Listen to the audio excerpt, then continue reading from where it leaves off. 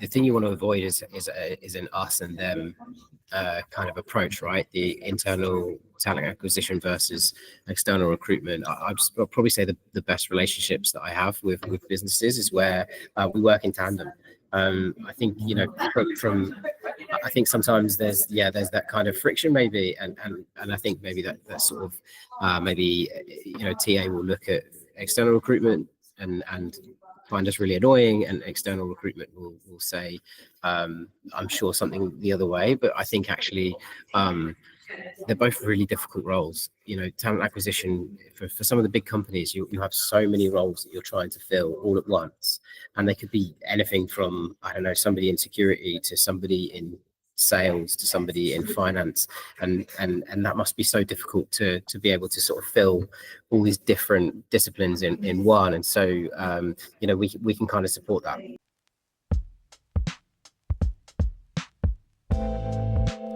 Hey, how are you? How are you doing today? In case you've been waiting, you don't need to wait any longer. I know it took me a while. I wanted to edit this episode sooner, but hey, it is what it is. Sometimes we have our best wishes, but life happens, and I'm sure it catched with every one of us, and it finally catched up with me. I think that I had a wonderful guest when I talked with him. Not today, because I talked with him earlier, but when we talked, he's really great. Jack is currently working in, well, you guessed it, recruitment, but he has a background in sales, and he's been in car rental company for 10 years, and there is so much more to Jack than just that. And I'm really sorry I didn't ask him more questions about his background. He has a degree in sports psychology, and that's super interesting if you think about it, because, well, in life you have situations that you just feel like you're losing constantly, and you just feel that your team is not performing well, that you are not performing well, you don't know what you're doing wrong, and all those situations that are happening in the sports, I'm sure that they're happening in life as well. And I just feel like I've missed something. I missed some wisdom from him. I could have asked him, hey Jack, what strategies are you using in your life and work that they told you about during your degree? But the whole conversation is not for waste. We still talked about some quite important things, quite funny things, quite interesting things. For instance, did you know that since 2022 there is more or less 30% less recruiters on the market? We also discussed why some senior cyber directors or C-level people are afraid to pick up their phones, and that when you're a recruiter, you're only as good as your candidates. I truly hope you enjoy, and yeah, that's that. Have a good one.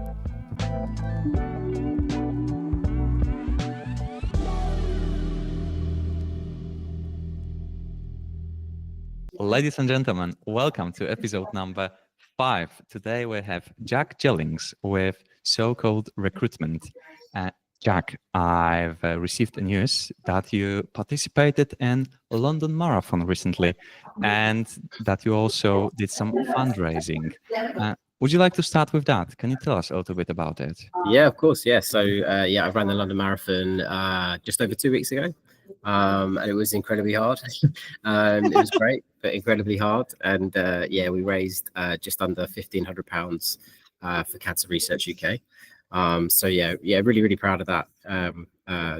Probably one of the most important things I've done in my life when I think, thinking about it now. But it was tough. I'd never done more than half a marathon up until that point. So, and when I did a half marathon, I remember thinking I can never do double this. So, managing to get through it, I was pretty happy with that. So if you ever get the chance, it's an amazing experience. I don't think there's ever going to be another time in my life where thousands of people are shouting my name and cheering me on. I don't think I'm ever going to get that again. So yeah, it's amazing. Well, who knows? Maybe next year you will also get swayed into running Yeah, 40 maybe. kilometers. That's a lot. As long as my legs And haven't fallen off. true. Let's take the chances that we have. Jack, £15,000 is a lot. So 1500, congratulations. 1500. Yeah, 1500. Yeah. Well, still, yeah. it's it doesn't you don't pick it from the pavement every day. So still, it's a lot. Yeah. Thank you. Yeah. So it's the SoCode Recruitment. It has it in the name, but can you tell us still what is it that SoCode Recruitment does? Yeah, of course. So we're a tech-focused recruitment agency. I say that knowing that we have a commercial division and a life science division as well. But yeah, we're 9 years old. We focus specifically initially on tech, and then we sort of expanded out into life science and commercial. And we work globally. Most of our network is Europe and the US. We have an office in New York. We have an office in Cambridge, and one in Norwich as well. We built our foundations in Cambridge. That's where that's kind of local to where our MD is. Really built ourselves a good reputation, a good brand there. And since then we've expanded and recently opened up an office in New York, and we work with some of the largest brands in the world that you'd have heard of, and then a lot more sort of the smaller startup businesses that you've probably not heard of yet, that will need people like ourselves to support them. Yeah, then I'll hear about them soon. Yeah. Jack, I really like that you said that you're working with some of the most recognizable brands on this planet, and they must have seen obviously something in you specifically and the company that you are a part of. Could you tell us, why do you think companies choose SoCode Recruitment and not a billion other agencies that are available on the market? Yeah, that's a good question. I think there's several reasons. I think there's several reasons. Like I said, we're 9 years old now. I think our brand goes a long way. When we're talking about now, in the here and now, I think people know of SoCode and businesses know of SoCode because of the work we've done in the past. So probably makes our life a lot easier now than what it did 9 years ago when we were starting out. But yeah, we have a great brand, and I think your brand goes a long way. So that's a big part of it. And why do people pick SoCode? I think our network's really strong. We do have high standards when it comes to the candidates that we work with, and we want to make sure that we know the best people and the best people know us. And I think you can be the nicest person in the world, but if when you're actually trying to fulfill a position or if there's a job that a company needs you to fill, then really it comes down to, do you have the right candidates for those roles? Fundamentally that's the job. So having the right candidates and the best people is massively important. So our network's important, our brand's important, and I suppose other things really. We like to be problem solvers, and so I think sometimes with recruitment, it's I think people think you're just putting bums on seats. It's not just that. It's the business has this specific issue, and we speak to high level people every day. They've probably dealt with that issue in the past, so we can help sort of share what other businesses have done to solve those problems, what we've done to solve those problems. And so it's understanding their pain and then being able to help solve it. So there's probably loads more other reasons. There is loads more other reasons, but there's some of the things I can kind of think of. We can do a follow up later. Jack, I really like that you say about solving problems. When client come to you or you come to client, it's all about problem solving. Can you tell us, what are some of the problems that you solve for your clients? I'm not saying give us a success story on the top of your head, but if there is a success story that you would like to tell about where you solved a problem for your client, I would say, yeah, sure, it's a good opportunity. Yeah, I think so. There's so many different problems you can kind of come across, right? So, it could be a business that have just taken on a new client, and suddenly they need to really scale up their business, and they need to do it in the correct way, and they need help. It could be a business that's 10 people that need to get to 50 people or more. They need people who've got experience of dealing with that, and how they go about that, and that's not just finding them the candidates for the roles. It's about understanding what the process needs to look like from the minute they engage with the candidates to onboarding them. Otherwise, it's only going to impact their retention sort of 3 to 6 months down the line. So understanding how we can kind of support them in that journey is really, really important.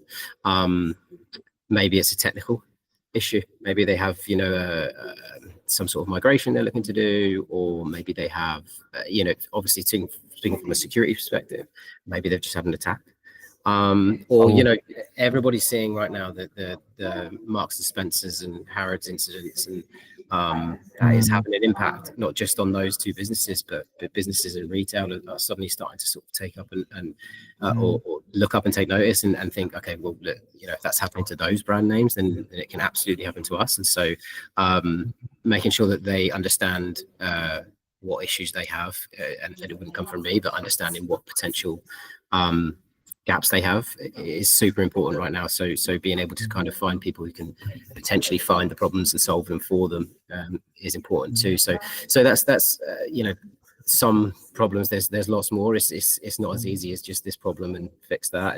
There's always different ones, but it's we try to be autonomous and help our partners with that. I can't think of any specific stories when it comes to those specific solving problems, not without giving anything away. But I think the kind of, I suppose, the best success stories usually are when you're, for me anyway, are when you're dealing with candidates who've really impacted the industry in some way. If I know somebody I'm working with at the moment who's had an amazing impact on quantum security, and that's something that doesn't really impact us right now. And if you'd have asked me a year ago about that, I wouldn't be able to tell you much. But if you meet somebody who's had a genuine impact on the industry like that, one, it's great to work alongside somebody like that, because you're going to get smarter just through osmosis, right? Just by in conversations with them, but also that this person's done something that's going to change the future of probably the world at some point. It's just as and when it comes, and there's lots of candidates like that. And so if you can kind of understand their stories and deal with those, then that's where you get a lot of engagement, a lot of success. I can't wait to talk to those candidates, because if I'm being honest with you, and I am, I would say that those genius type of candidates, I would call them that.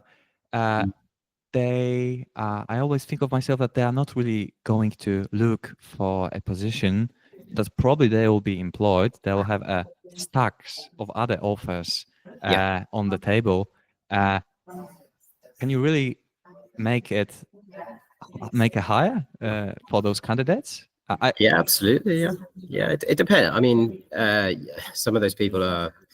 I can't see anybody placing Jeff Bezos, but there are people who've they've had like a fundamental impact on their industry, and other businesses would love to speak to those people and sort of take that sort of that knowledge, without it impacting any business's IP. But I think.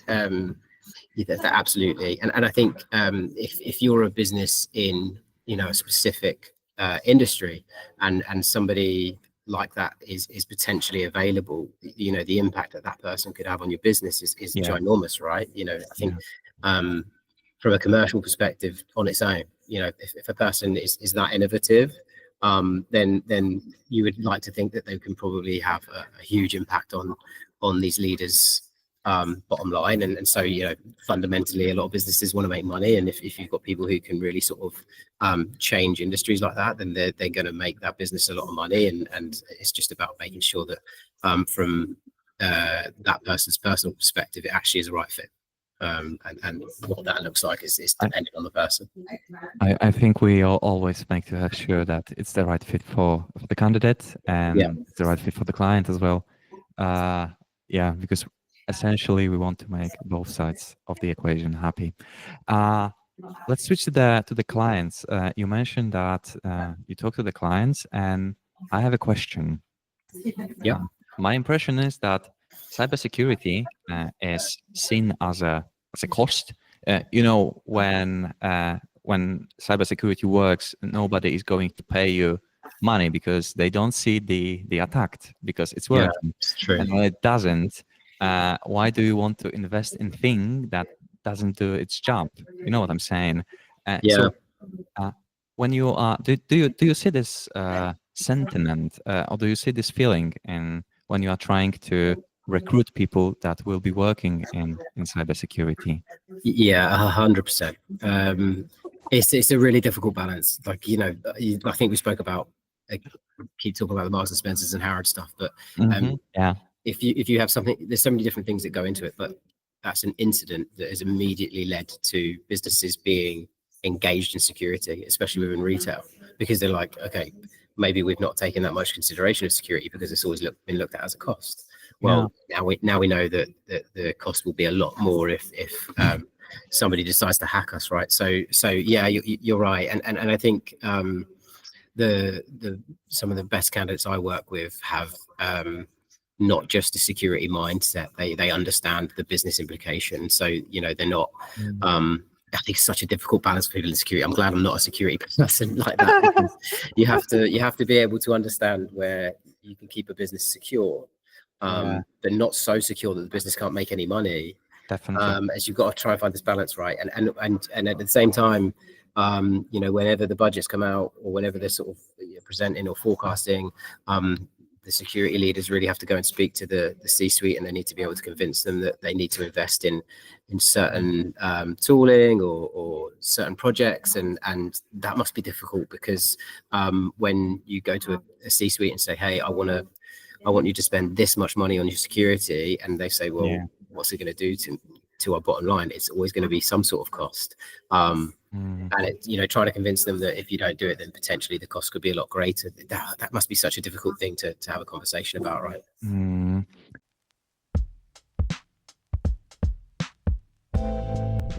Hey, I hope that you are enjoying the podcast so far. I might have something else for you, if you know someone who's struggling to hire for a cybersecurity position, then please know that I offer €1,000 referral signing bonus. This is for successful business, successful placements. You'll be able to visit link in the description, or just go to my page and click on the reward section for the terms and conditions. What's more to know? I work on success fee. I take 1 monthly gross salary, and I work and I fill cybersecurity roles. I think that's all there is. And there's just one more thing. Just make sure that if you both work in the same companies, make sure to run it with the compliance department, because definitely I don't want you to get in trouble. I'm sure that Jack from SoCode Recruitment would also appreciate any new businesses. I'm just not sure if they are offering any money for it. So that's that. Thank you for listening, and let's go right back into the podcast. I think a golden grail of convincing an executive to give you money. I think that the golden grail situation is when you convince them that actually this is going to bring you revenue. Let's say, but how do we do that? Well, let's say that we need this experienced person because we are doing the most demos for our client, and they know their stuff. So when we have them, they can raise their they can get the client convinced. You're totally right. I mean, if you go down the compliance route, then a lot of businesses who will only work with our clients because they've achieved ISO 27001, something like that.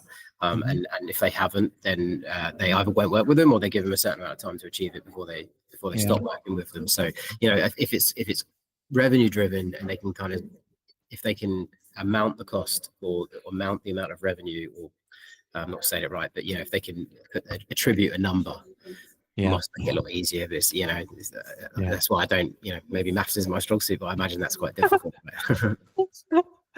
I'm with you on this one. So in situations, I mean, you are a global respectable brand. You mentioned brand earlier. So I would imagine that it's not only that you have to reach, let's say, 40 prospects every week, but also prospects come to you. How much time, Jack, do you spend on prospecting, and what is it that you do?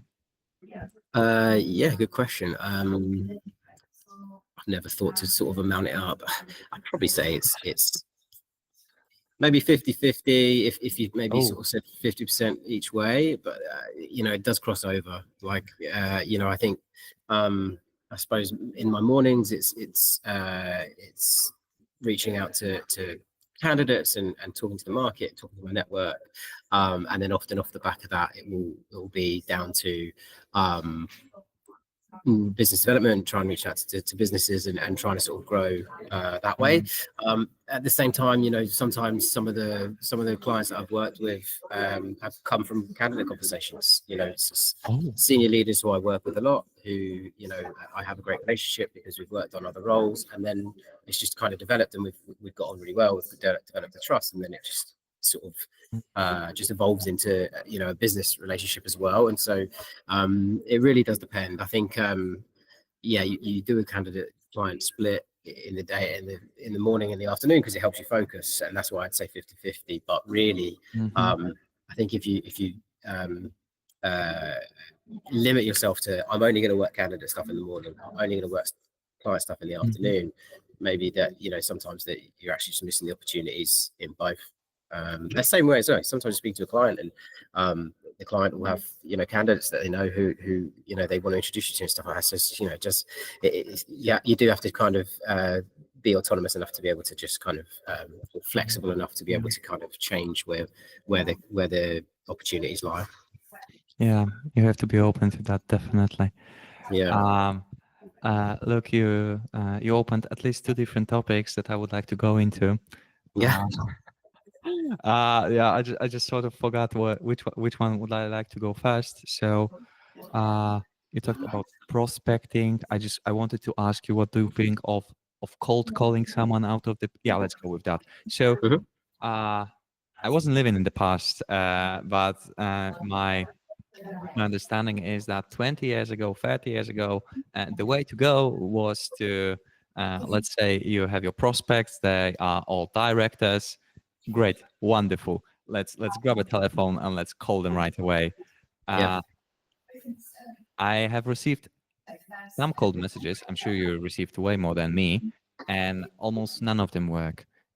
What is your approach to cold calling, or is it still working, or it's better to massage the prospect somehow? Yeah, I don't have something that I do every single time. Yes, I do, but I have several different approaches. So I suppose to answer your question about cold calling, it works with the right people. I think if you can really beat yourself up because you can do 100 cold calls in a day and you get 100 no's or worse, and you think that's maybe down to you, but really I think so much of it is timing, and if you have a relevant maybe person that you want to speak about, or you understand a relevant pain that they have, that you think you can solve, then it's just for me the cold calling plan is always I'm gonna take 30 seconds of this person's time and just try and kind of capture their attention, see if what I'm talking about is relevant to them, and if it isn't, it isn't. It just is one of those things. Sometimes it's not right. What I find these days is certainly in security, that it seems to be there's so many different vendors in security that cold call senior leaders that there's you want to mix your approach up and not just cold call, which maybe sounds like a cop out. I don't know, but I do find that a lot of security leaders do seem to sort of they're almost afraid of picking up their phones at times because they get so many cold calls, not just from a recruiter, but from, I don't know, somebody trying to sell them some sort of end management tool or go on. Yeah, I think you said it before. Like you need to establish relationship, and you need to have trust. And I really also like that you mentioned that it boils down to the time that you're offering something, but maybe this person doesn't need it. Yeah, There is this marketing rule, 95-5. I'm not sure if you heard about it, but it's about that whatever we're trying to sell to a company, like 95% of the time they are not going to need that service. And so let's say if you cold call someone, like 1 out of 20 conversations should be, yeah, sure, should be correct. yeah, that sounds probably about right. I would imagine that probably is right. And even timing of, are you calling them at the right time of day, and there's so many things that go into it. So I think any answer with stuff like cold approach is just volume. Like it's do a lot of it and feel confident from your own perspective and feel that you're doing it correctly. And from a client's perspective, you want to do it. It shouldn't be like a spray and pray approach. It should be that you've actually done some research and that you're calling this business because you think you can genuinely help them. You're not just calling a random CISO or CIO or CEO and just saying, hey, I work for a recruitment agency. Do you want to work together? It's not going to work like that. You need to be able to show them why you can add some value to them. So it's and you can do all the research in the world and you can do all these things, and sometimes it still doesn't work because, like we just said, the time is just not right. Definitely. Currently I just don't have the capacity to do the cold approach. That's why I decided to start with the podcast, to start with what's called social selling. Plus I'm afraid to ban this person, like I call them at a bad time, and I'm starting with my thing where I should be starting with their thing. It's just not going to work for me. Next question. Sorry, go on. Yeah, I'm sorry, Jack. Okay. Let's talk a little bit about recruitment, because at the end it's called recruitment and cybersecurity, and that's something that you do. So I would imagine that a lot of companies that you recruit for, they have their own internal department of recruitment. Yeah, that's the case. So how do you sort of manage to convince them that you have your internal recruiters that that you are paying for, but hey, you need me? Yes, it is a good question, and I think often you'll get like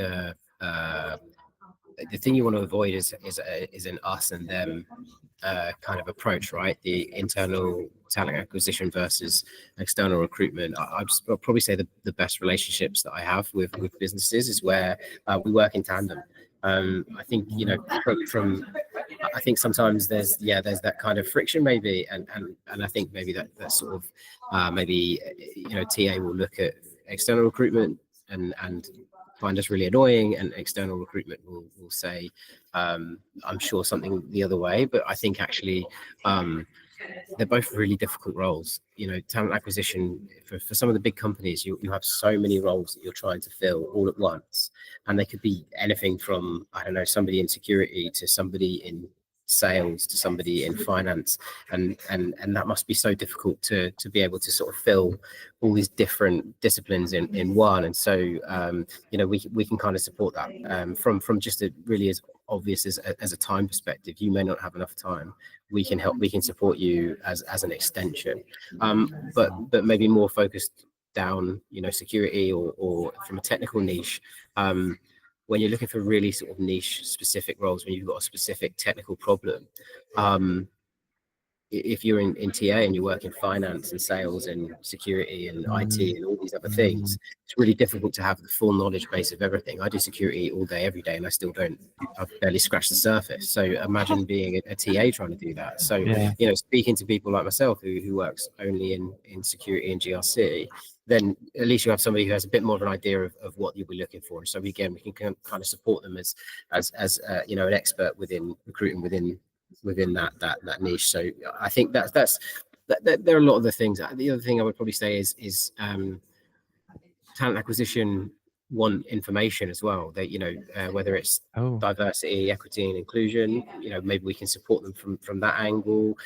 There's so much data that we can provide from our searches, and when I speak to talent or HR in businesses, when you can provide them and you can back up your points with data, they really appreciate that, because then they can go and speak to internal heads of and talk to them about the data that we've provided. So it's going to create a bit more of a conversation for them. So it's not just you need this, let me go find it. It's okay, this is what you need, this is my initial thoughts, let me go and do some work, I'll come back to you, and then provide a report with exactly what you're finding in the market. And usually I find that the internal teams really appreciate that.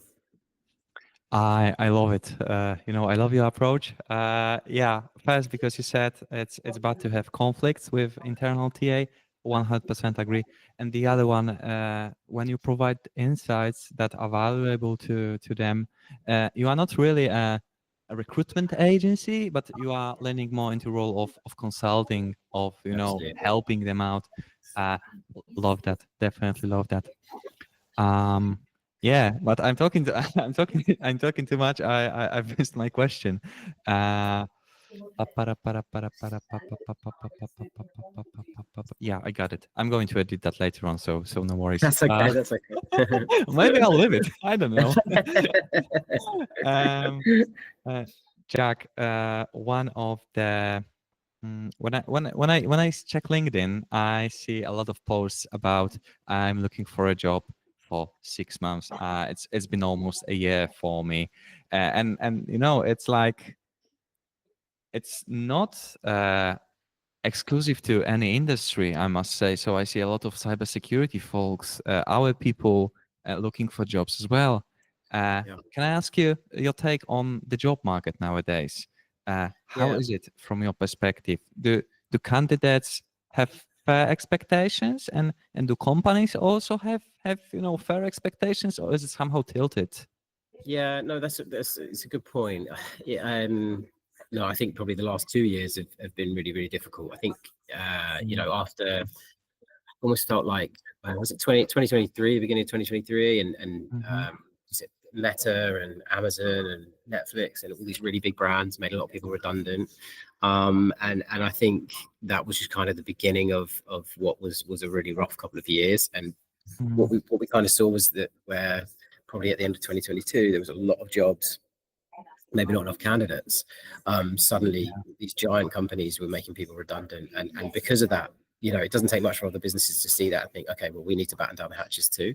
And so we saw a lot of that in 2023. And so it was a really, really tough year. And I think 2024 kind of followed suit. It was difficult. We had, UK elections, US elections, and they were wedged in between the summer holidays as well, which is always pretty difficult for recruitment. So, there was lots of reasons for the recruitment side of things for businesses to just be, or businesses to kind of keep their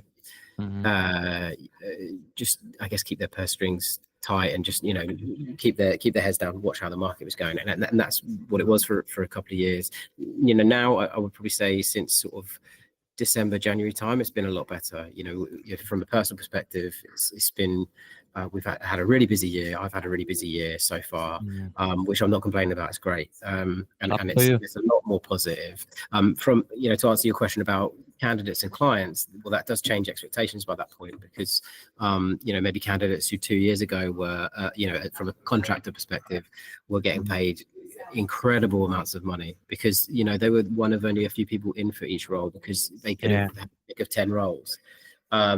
It's not like that anymore. there's lots of candidates on the market and there's one job, and so there's lots of candidates who want the job, and so that you've either got candidates who are really desperate, and so they'll lower their expectation to get that job, which means candidates who maybe have the higher expectations from 2 years ago are now having to kind of reduce where they used to be. So that can be quite difficult. And from a client perspective, obviously anytime a business maybe businesses that have made redundancies have had to do so, then they need to ask for more from the people who are already in the business, so their expectations can sometimes lift, and again, they'll move along with the market. If the economy is poor, then salaries will change. So but again, it comes down to us. We need to communicate that and tell people what we're seeing, and make sure that they understand that's how the market is right now. And I think I was looking at kind of like a roller coaster where it went down. I feel like it's starting to come back up again. So hopefully we'll be back where we were a few years ago. But it's never going to go from down to straight back up. It's going to take its time. So hopefully we're slowly moving in the right direction. It's like financial market, and I hope that once the roller coaster goes up, I'll be in the trolley on it. Yeah, me too. Yeah. Jack, and everyone listening, we didn't practice this, but Jack, picture this: you're talking to GRC director, and he tells you, "I know you, and I like you, and I know that you can help me recruit the people that I need." The thing is, I just can't convince my stakeholders in my organization. This is a large organization. Let's say the headcount is 5,000 people. What do you say to this director? Or do you go, "Dear director, I will come back in 3 months when the pain is bigger, and when the organization will allow you to hire externally"? Yeah, it's that's interesting. I would say it depends on what we're trying to convince them of. If they have, I don't know, maybe they have like a migration that they're trying to do from one platform to another, and they're trying to understand the cost of that, or whether they want to do it internally. Then if they're struggling to convince stakeholders, then I would usually encourage a conversation with the right candidate. Allow them to meet the right candidate who can do the talking, can kind of explain it from a technical perspective as well as a commercial perspective, because I'm always very wary that as a recruiter trying to get somebody to recruit and pay for you, or as a salesman in general, if you're a salesperson trying to get people to spend money, there's always going to be that air of caution. But if you put them in touch with your candidate, and I suppose we're only really, as recruiters or headhunters, we're only really as strong as our candidates. If they go and meet with one of these great candidates and really understand the value that they can bring, then I think those conversations can kind of lead to a bit more success. So yeah, I would say that. The other thing I would say is if the director's struggling to get buy-in from a stakeholder, I would always offer to meet that stakeholder. Let me, often the directors won't necessarily be able to communicate our service the way that I would confidently say that. So I would say, bring me along. I'm happy to meet them and explain how we can kind of benefit them. And more often than not, the way we benefit them will in the end lead to a great outcome that is going to impact their business. It's not just for us to get some money from them. I really like it that you don't hide, and that you stress that you are there to add value and to help the people. It was also surprising to me when you said, okay, so if the GRC director or manager is hesitating, sure, you can meet the candidate. It shows me that you are not afraid that they will poach them from you, which is a good thing. I mean, pardon? Oh, I have said, I agreed. Okay. Yeah. I mean, I think some companies will try to have them without paying the fee, but still, it also says a lot about the quality of the company, and you can always rethink if you want to have them as a client.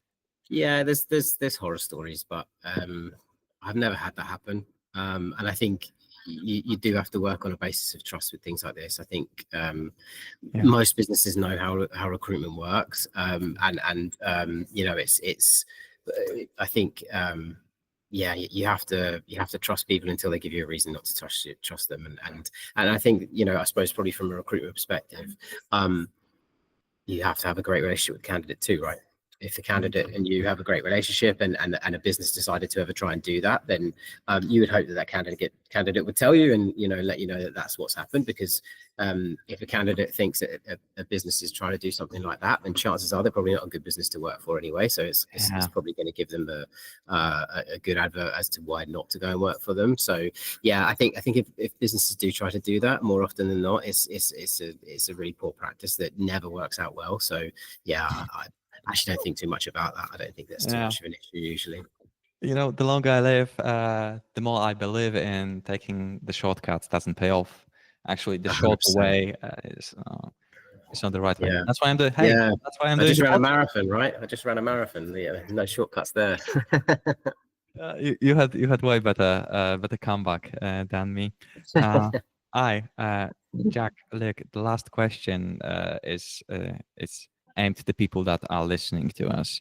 So that my target audience is people working in information security and also recruiting in that industry. There are people that work in broader IT and in the recruitment as well. But say that you are in front of that person and you are talking about the market, about life. You can tell them anything. Do you have any message? Would you like to say something right now?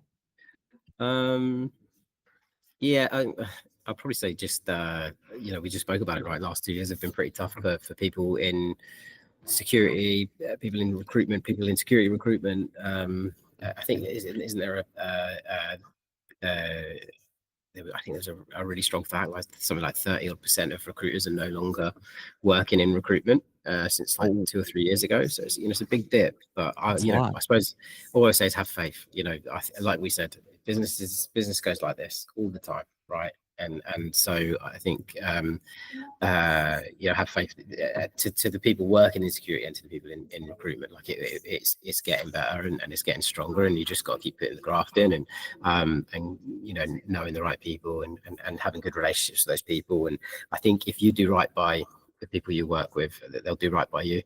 So that's all I'd say, is have faith that these things will always improve. They always do. To make right by you, I know that I was asking the questions and I was asking a lot of them, but perhaps there is something that I missed that you came to the talk with your head, and I just didn't ask it. Is there something like it that you would like to say right now? I don't think so. I think we're good. I think I had a look at the you know, the sort of chat we had on LinkedIn ahead of time, and yeah, I think we covered everything. So yeah, no, it's been great. I really enjoyed it. Well, you had it, ladies and gentlemen. That was Jack Jillings with SoCode Recruitment. Jack, thank you so much for yeah, I'm happy to have you over, you know. Thanks, Casper. It's been a pleasure. Hey, if you hear this, then it means this is the end, as Adela was singing once, and I really hope you enjoyed, because you devoted around 40 minutes of your life, and your life is a precious thing. Yes, it is. I try to make it as good as possible, so let me know what you think. You can tell me directly, or you can drop a comment on wherever you're listening. I will include my LinkedIn profile in the description. You can write me a message. I have open profile, and just know that I appreciate you listening, and I would love to hear from you. Until the next one, bye.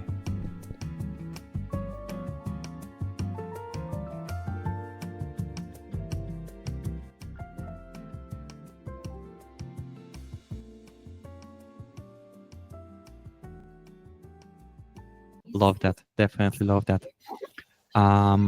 Yeah, but I'm talking too much. I've missed my question.